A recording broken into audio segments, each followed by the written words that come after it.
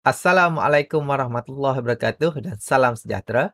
Matematik tingkatan 5 KSSM bab 4 percukaian. Dalam bab 4 ini akan ada 8 bahagian dan ini ialah bahagian yang pertama.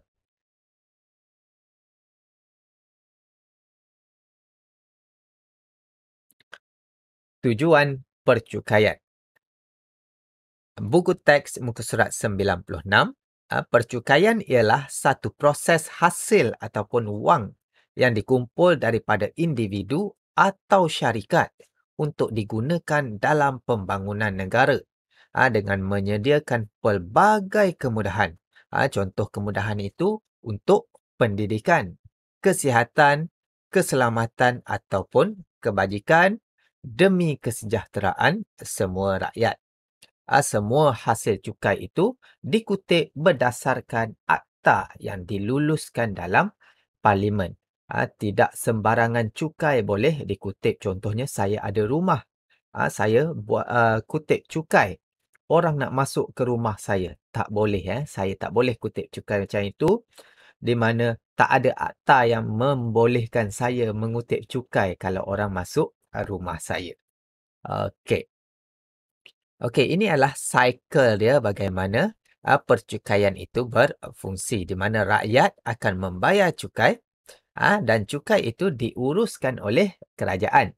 Kerajaan bertanggungjawab untuk membangunkan negara supaya pembangunan negara itu dinikmati oleh rakyat. Dan cycle ini berterusan sampailah bila-bila.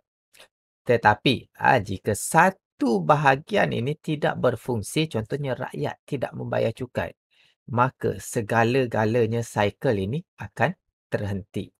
Jadi kita sebagai warga negara Malaysia yang bertanggungjawab, jangan lupa untuk membayar cukai. Okey, tujuan percukaian. Ada 4 tujuan. Sumber pendapatan kerajaan, alat pelaksanaan polisi kerajaan. Yang ketiga, kawalan penjualan barangan ataupun perkhidmatan.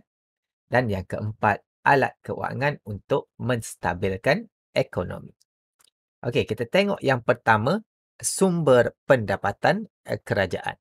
Okey, ia digunakan untuk mentadbir urus negara, membiayai projek pembangunan negara dan mengagih semula ketidakseimbangan pendapatan dalam masyarakat. Maksudnya dia nak kurangkan jurang antara yang kaya dengan yang miskin. Dia akan gunakan cukai dengan memberi bantuan-bantuan kepada yang memerlukan. Okey, yang kedua, alat pelaksanaan polisi kerajaan. Polisi tersebut mendapat kesan yang lebih efektif.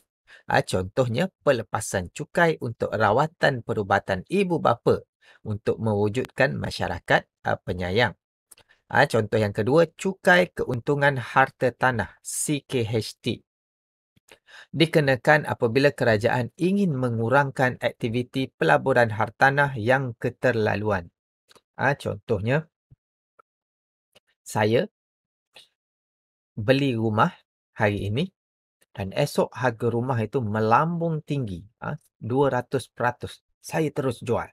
Jadi kerajaan nak mengelakkan perkara-perkara ini di mana apabila kita buat macam itu, harga rumah akan semakin tinggi. Jadi, tugas kerajaan mengenakan cukai keuntungan harta tanah ini untuk mengelakkan perkara itu. Di mana dia kenakan cukai ke atas keuntungan.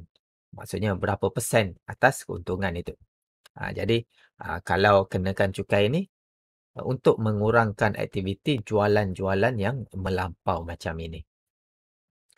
Okey, yang ketiga, kawalan penjualan barangan atau perkhidmatan. Cukai boleh dikenakan pada sesuatu barangan atau perkhidmatan supaya rakyat dapat mengurangkan pembelian barangan atau penggunaan perkhidmatan tertentu. Contohnya cukai rokok, cukai arak dan cukai perjudian. Okey, contohnya kita ambil cukai rokok di mana kerajaan meninggikan cukai rokok dan menyebabkan harga rokok menjadi semakin tinggi.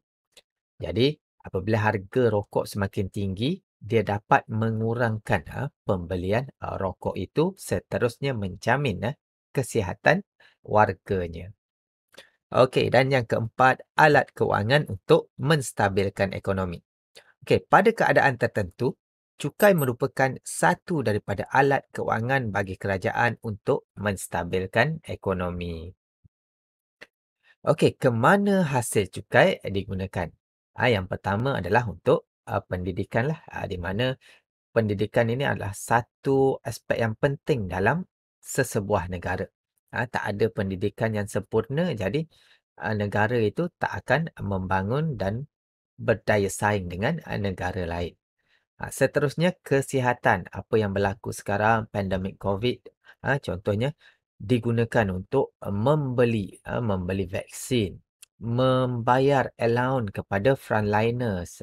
Itu kebajikan jika ada rumah-rumah kebajikan ataupun musibah banjir, tanah runtuh dan sebagainya, duit-duit ini digunakan untuk membantu yang terkesan. Infrastruktur dan kemudahan awam. Maksudnya nak membaiki kemudahan awam, nak membina kemudahan awam, stesen bas, klinik dan sebagainya, balai polis dan sebagainya. Okey, seterusnya pertanian dan perindustrian untuk membuat research R&D untuk menghasilkan biji benih yang berkualiti tinggi supaya tahan penyakit, tahan cuaca yang ekstrim dan memberikan hasil yang banyak, dan juga memberi subsidi-subsidi kepada petani-petani dan juga pekebun-pekebun kita. Okey, seterusnya keselamatan dan pertahanan negara. Yang ini yang penting, di mana abang-abang polis, abang-abang askar, abang-abang navy, abang-abang air force semua, ah, kita nak membeli peralatan-peralatan yang canggih supaya dapat melindungi kedaulatan negara kita. Jadi dengan adanya cukai ini, dia dapat membantulah membeli dan menjaga keselamatan dan kemakmuran negara kita. Dan akhir sekali sebagai untuk pembangunan. Di mana kalau ada duit cukai ini digunakan untuk membangunkan negara. Di mana negara boleh melabur ke aset-aset yang untung dan dapat lagi untung, supaya dapat lagi keuntungan itu disalurkan kepada kita rakyat Malaysia.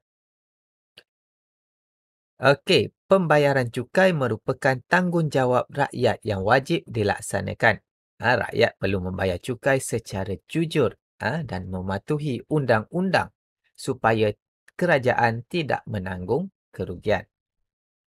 Perancangan pembangunan negara akan terjejas jika negara kehilangan hasil cukai. Contohnya, kalau rakyat tidak membayar cukai, pembangunan itu akan terbantut, tak cukup duit untuk membiayai pembangunan itu.